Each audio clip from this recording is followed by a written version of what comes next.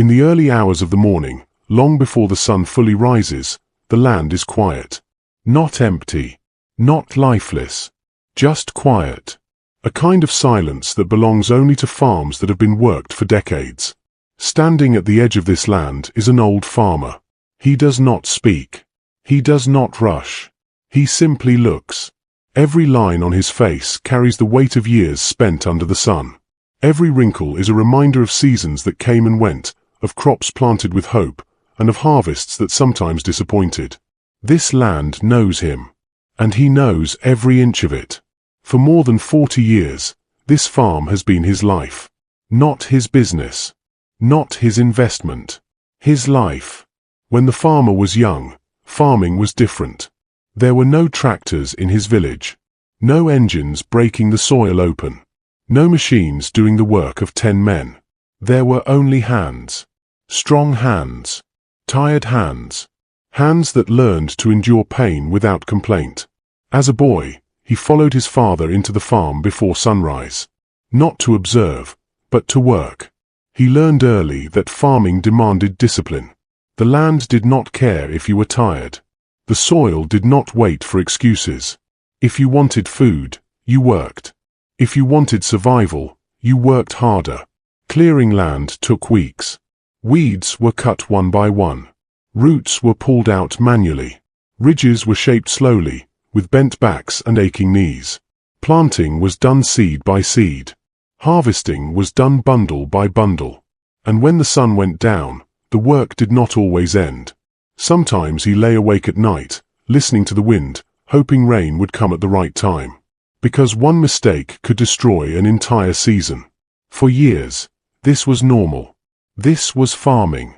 And he accepted it without question. But time has a way of changing everything. Slowly, quietly, without asking for permission. The farmer did not notice it at first. One season, clearing land took longer than usual. Another season, his back hurt more than it used to. Then his knees began to complain. Tasks that once felt routine now required rest breaks. Short breaks became longer pauses. And longer pauses became lost time. Farming does not forgive delay. When land is not prepared on time, rain falls on weeds instead of crops.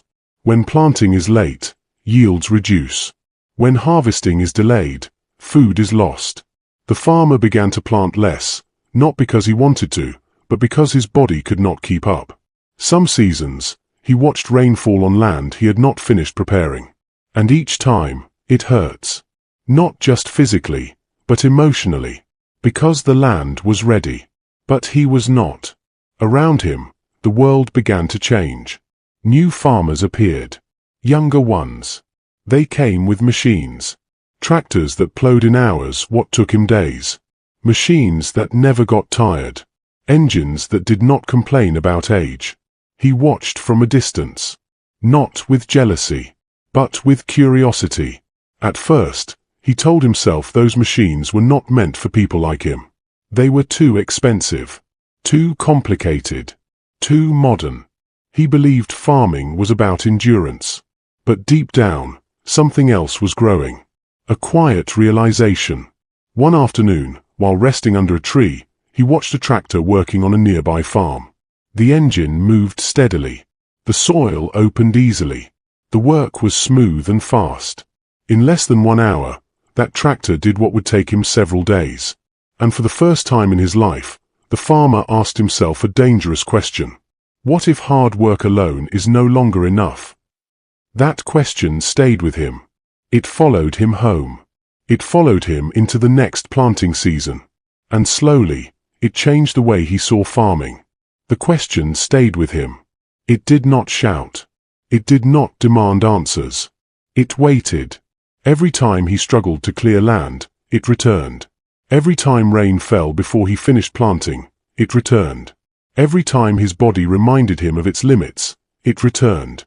What if farming is no longer about strength, but about thinking differently?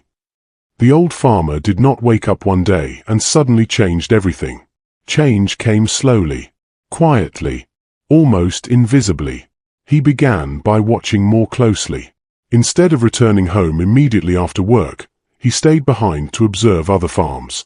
He noticed how mechanized farms prepared land early, how planting was timed precisely with rainfall, how harvest losses were reduced. He began to ask questions, not loudly, not proudly, but humbly. At first, it was uncomfortable. He had been farming longer than many of the people he now questioned. But pride does not grow crops. The land does not reward ego. So he listened. He learned that tractors were not only for large farms. He learned that machines could be rented, shared, or hired. He learned that preparation time mattered more than physical effort. One lesson stood out clearly. Timing was everything. The following season, he made a small but powerful decision. Instead of struggling alone for weeks, he hired a tractor just once, only for land preparation. The cost scared him. But he took the risk. The land was cleared in hours. Not days. Not weeks. Hours. For the first time in years, he planted early. Rain came exactly when it should. The crops responded. And at harvest time, the difference was undeniable. The yield was higher. Losses were fewer. The profit, noticeable. That single decision changed how he saw farming. He realized that machines were not replacing farmers. They were supporting them. From that season onward, he adjusted his approach. He did not abandon his old ways completely. He blended them, traditional knowledge, with modern tools. He joined a local farmers group. There, he learned about cooperative savings, bulk input purchases, shared machinery access, market timing. He learned that farming success was not just on the field, but also in planning. Slowly, discipline replaced desperation. Instead of spending everything after harvest, he saved. Not much, just enough. He separated farming money from personal spending. He planned for the next season before the current one ended. It wasn't dramatic. There were no sudden breakthroughs, just steady improvement. Season after season. For the first time in decades, farming felt different. Not easier, but hopeful. Years passed, and without realizing it, the old farmer had crossed an invisible line. He was no longer just surviving. He was progressing. One evening, after counting his savings again and again, he did something he had never done before. He calculated, not emotionally, but logically. He added income, subtracted expenses, projected future yields, and then he saw it. Owning a tractor was no longer impossible. It was difficult, but possible. That realization was heavy, because it came with responsibility. Buying a tractor was not just purchasing a machine. It was committed to a new way of farming. A bigger risk. A bigger vision. He did not rush. He waited. He planned. He asked more questions. He compared models. He studied maintenance costs. He considered fuel consumption. And when the moment finally came, he was ready. The day he walked into the machinery yard, he walked slowly. Not out of fear, but out of respect.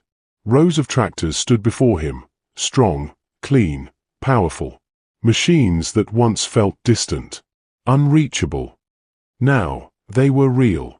When he chose his tractor, it was not the biggest by size alone. It was the most practical. Strong enough for large land. Efficient enough to reduce costs. Reliable enough to last. Signing the papers felt unreal. His hands trembled slightly. Not from weakness, but from disbelief. When the tractor arrived at his farm, the village noticed. People stopped to watch. Children ran alongside it. Older farmers shook their heads in disbelief. The land changed almost immediately. Preparation that once took weeks was done in a day. Planting was timely. Harvesting was cleaner. Yields increased again. But something else happened too. The farmer changed. He walked differently. He spoke differently. He planned differently. Not with arrogance, but with confidence. Other farmers came to him. At first, just to look. Then to ask questions. then to learn. He rented the tractor out when he wasn't using it. He trained others. He shared knowledge. The same man who once struggled alone, now supported many. And in the quiet moments, early mornings, late evenings, he still stood at the edge of his land. Looking. Reflecting. The land was the same. But the story had changed. This was never a story about machines. It was a story about adaptation. About understanding that tradition does not die when progress arrives. It evolves. The old farmer did not defeat age with strength. He defeated it with wisdom. And his legacy was no longer just the land he farmed, but the future he helped others believe in.